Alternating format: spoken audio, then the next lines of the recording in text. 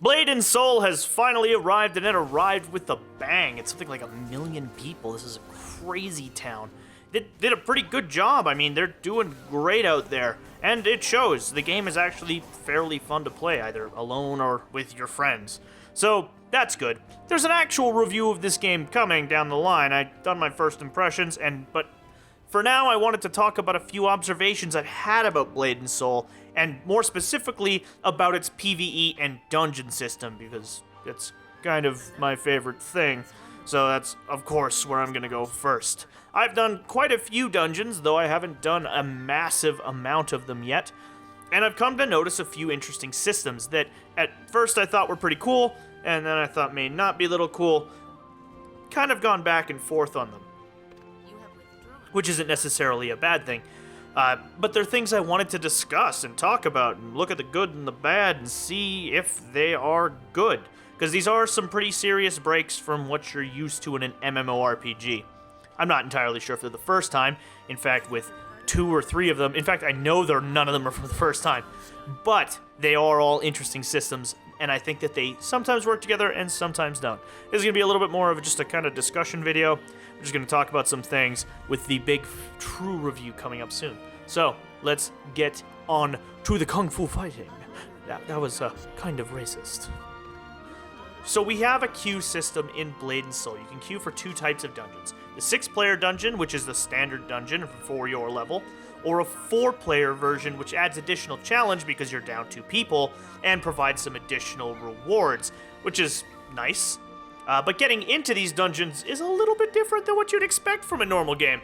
So unlike most MMOs where you just kind of like hit the queue button and then you kind of do your thing for a little while and your queue pops and you magically appear in the dungeon, in Blade and Soul you enter a waiting room immediately where you can kind of invite friends or queue up or look around at things. There's a lot of interesting kind of functionality to it, which is kind of nice. It works for the cross-server dungeon stuff and allows you to queue up with people from other realms, which is all pretty par for the course at this point. And while it's kind of interesting to have a specific lobby-like system, almost closer to Destiny than what you get from a regular MMO, it also kind of has its drawbacks. You're kind of taken out of whatever you're doing in the world. I don't know if you've ever done dungeoning or you've been like me where you kind of do quests and then you queue up for a dungeon, and when your dungeon pops, you do your dungeon and then you go back to quests. You can't really do that in Blade and Soul because you're pulled into this dungeon lobby where you just kind of sit.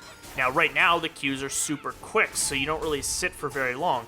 But I can imagine later on, when queues start to lengthen out, this could be kind of a pain in the ass. Right now, I'm not sure if there's a way to get back into the game world, or whether you have to just sit in the dungeon lobby until you're there. So that could be an issue for people who enjoy doing quests, or people who enjoy doing anything while waiting for their dungeon to pop. The second thing I wanted to talk about was how dungeon groups are actually made up in Blade and Soul, and whether this is a good thing. See, they jumped on the Guild Wars 2 bandwagon, and they ditched the Holy Trinity. There's no tanks, no healers, and everybody kind of does their own thing. Basically, your goal is to punch the crap out of the boss, and everybody kind of jumps on that. I'm not saying that there's no threat or aggro. Some classes are better than taking damage than others, like Kung Fu Masters or Blade Masters, but all in all, it's a little bit less constrained to roll and more about how you want to fight a boss. You want to kick some ass, you want to take some names, you can do that. That said, there's also no healers. So fights are less about waiting for the heal and continuing your rotation, and more about keeping yourself alive, blocking, dodging, parrying, countering, whatever you need to do to make sure you don't take damage. Because Blade and Soul has got a very interesting combat system, one of the few MMO combat systems where, by and large, you have control over whether you take damage or not. Even WildStar, while you do have a lot of control over how to dodge out of telegraphs and things like that, WildStar still forces you to take damage. Blade and Soul, it's to a much lesser extent through dodges, parries, blocks, what have you. This is a pretty cool system on its own, but what happens when you do get your ass kicked? Because in Blade and Soul, you can get your ass kicked pretty hard, pretty quickly, especially if you're lagging, but I'll get into that in a second. Blade and Soul's dungeons, and namely their bosses, work on a system called Dragon Blood. So, you can carry up to 2 Dragon Blood units, or 1 additional Golden Dragon Blood unit that is generally a lot rarer. And when you're reduced to 0 hit points, you instantly are restored to full health at the cost of one of your Dragon Blood units. And then you're broken free of all CCs. It's basically an extra life. You can think of it like that in a traditional platformer or something like that. When you die, you've got these extra life that immediately get you back in the fight. It's not until you've run out of all of your lives that you're screwed. Healing in a lot of MMOs takes the form of a safety net for the group, essentially.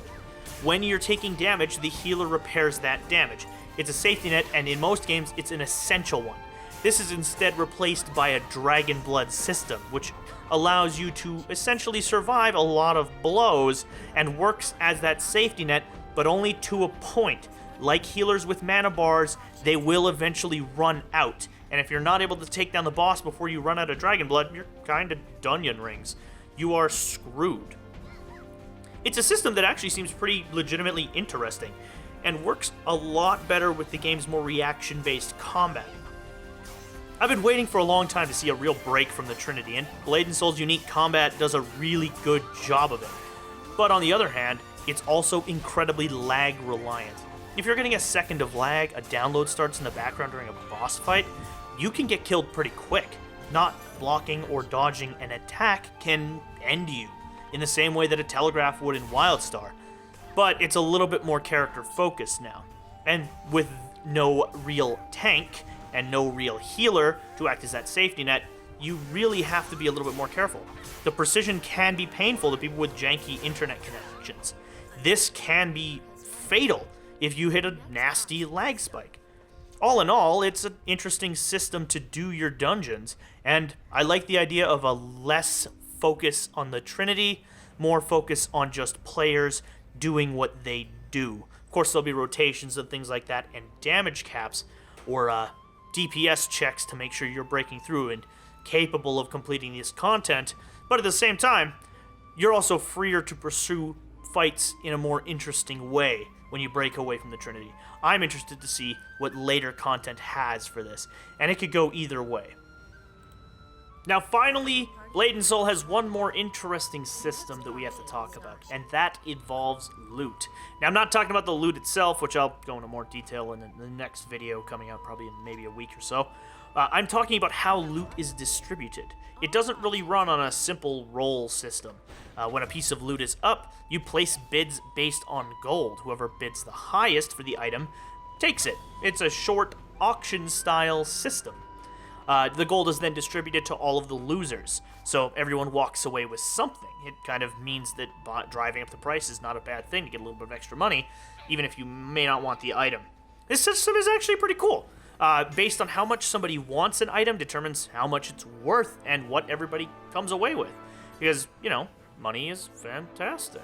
But this system can also be a bit of a pain in the ass when you get into a bidding war, because there's another odd system that permeates this, that kind of stops you from moving forward in the dungeon. If you leave a boss arena where the loot has dropped, you forfeit your bid and cannot obtain the item. This means that you may wind up standing around doing nothing while you wait for an item that you might want, especially if there's a bidding war. Then you're kind of just stuck standing there. You don't have any more forward momentum, because if you leave, you lose the item, and you really want that item, so you wind up bidding, and if like half the party is bidding, then you're just standing around for 2 minutes. Kind of a pain in the ass. It might be remedied by a system maybe where you make your bids originally, and whoever makes the highest bid wins it, instead of just up-bidding each other on top of one another for minutes at a time. So these systems are actually pretty interesting. Loot that allows everybody to walk away with something, be it money or items, ditching the long-standing Trinity with something that actually works, unlike another game, and a lobby system for queues that allows for easier group formation.